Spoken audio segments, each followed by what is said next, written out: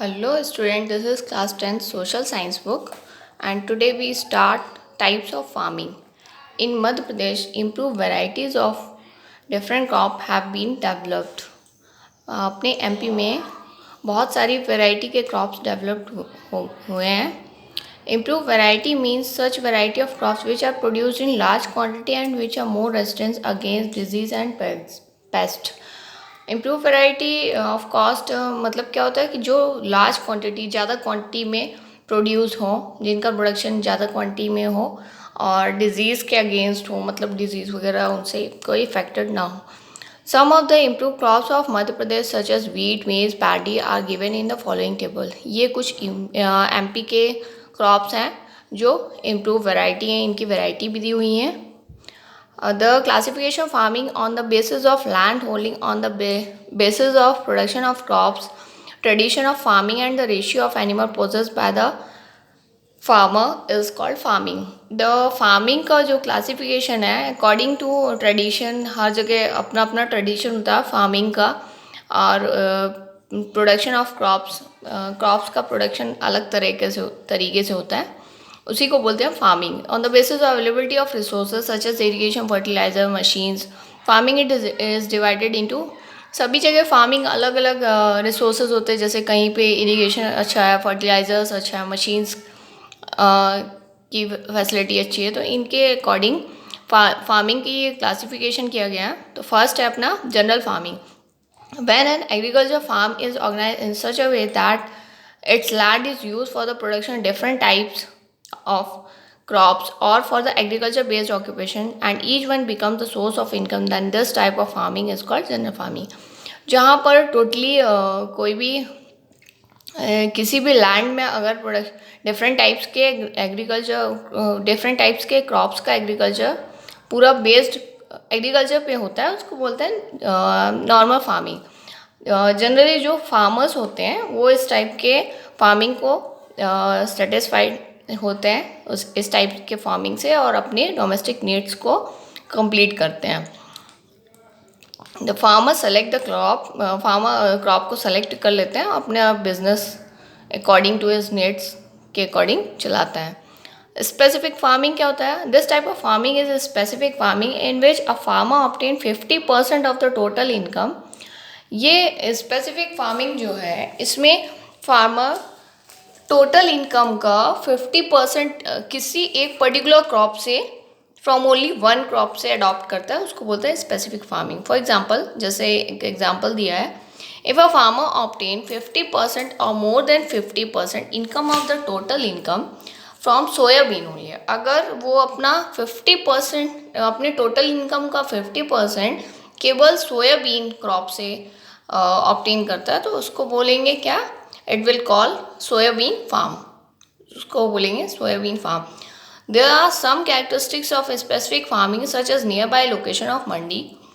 आप अपने मंडी के आसपास देख सकते हैं मार्केट में कि जो फाइनेंशियल कंडीशन होती है क्रॉप फार्मर्स की, इससे ठीक हो जाती है स्पेसिफिक फार्मिंग के through.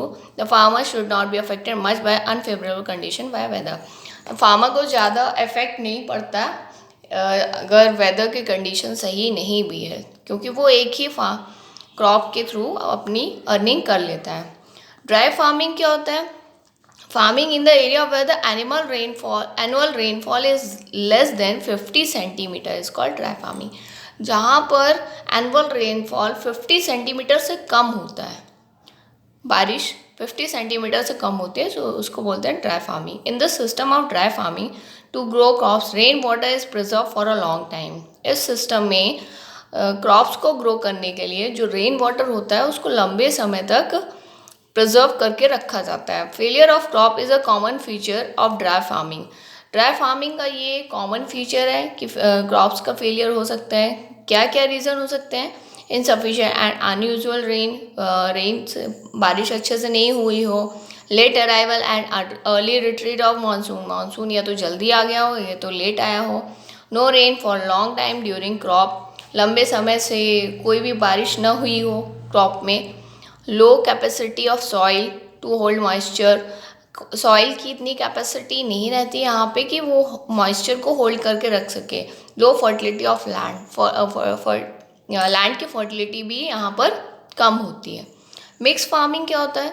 In mix farming animals are also rear along with crop production. यहाँ पर एनिमल को भी इन्वॉल्व किया जाता है, पशुपालन को भी देखा जाता है फार्मिंग के साथ में। Mix farming is based on the principle that 10 to 49% of the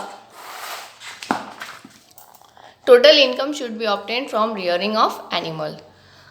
10 से लेके 49% टोटल इनकम का 49% तक एनिमल रियरिंग के थ्रू इनकम कलेक्ट की जाती है। It means that the production of crop is primary work and rearing of cattle is supplement to it. इसका मतलब ये है कि प्रोडक्शन ऑफ क्रॉप का प्रोडक्शन प्राइमरी है, और अगर क्रॉप नहीं प्रोडक्शन हो रहा तो पशुपालन के थ्रू वो लोग अपनी इनकम बना लेते हैं। The complement relationship between crop production and animal rearing, इन दोनों का जो रिलेशन है क्रॉप प्रोडक्शन और एनिमल रियरिंग, ये क्या करता है? प्रोडक्टिविटी को इंक्रीज करता है, इनकम को बढ़ाता है फार्मर की। The use of organic manure prepared from animal dung adds to the fertility of soil, क्योंकि जो ऑर्गेनिक मैन्योर निकलता है, जो खाद निकलती है जानवरों से, उसको सॉइल की फर्टिलिटी उससे इंक्रीज होती है और इसके थ्रू क्रॉप का प्रोडक्शन भी ज़्यादा हो जाता है। इरीगेटेड फार्मिंग क्या होता है? In India wells, tube-wells and irrigation canals are the main sources of irrigation. Irrigation के मेन सोर्सेज क्या है? वेल, ट्यूबवेल और irrigation canals. Generally irrigated farming is practice in area receiving less rainfall. ये कहाँ पर यूज़ किया जाता है इरिगेटेड फार्मिंग? जहाँ पर बारिश कम होती है। As a result the production of crop increases tremendously, और वहाँ पर सिंचाई होगी तो इसकी वजह से वहाँ का क्रॉप का प्रोडक्शन इंक्रीज हो जाएगा। और due to irrigation the land can be use to raise crops, और इरिगेशन के थ्रू उस लैंड को हम क्रॉप के लिए यूज़ कर सकते हैं throughout the year. Major products of irrigated farming are, irrigated farming के मेन प्रोडक्ट्स क्या क्या हैं? Paddy, sugar cane, wheat and cotton. ये इरिगेटेड फार्मिंग के थ्रू अब इनको कर सकते हैं। ऑर्गेनिक फार्मिंग क्या होता है? Is the method of farming in which fertilizers of organic origin as compost manure और ग्रीन मैन्योर। मतलब कि यहाँ पर जो फार्मिंग का मेथड है इसमें खाद का यूज़ किया जाता है। ग्रीन मैन्योर मतलब वेजिटेशन, सब्जियों वगैरह का जो खाद होती है उसका यूज़ किया जाता है। And manure made of cow dung, और गाय का गोबर का जो खाद होती है उसको यूज़ करते हैं इंस्टेड ऑफ केमिकल्स और पेस्टिसाइड्स और केमिकल्स की जगह पे इनको यूज़ किया जाता है। The organic manure increases the fertility of soil, और ऑर्गेनिक मैन्योर के थ्रू जो सॉइल की फर्टिलिटी है वो भी इंक्रीज होती है। Input cost is also very low, और इनपुट कॉस्ट भी बहुत कम हो जाती है। And it has no adverse effect on the human, और ह्यूमन को इसका कोई भी गलत इफेक्ट नहीं होता है। ठीक है, अब अपन नेक्स्ट क्लास में देखेंगे system of farming. Okay, thank you.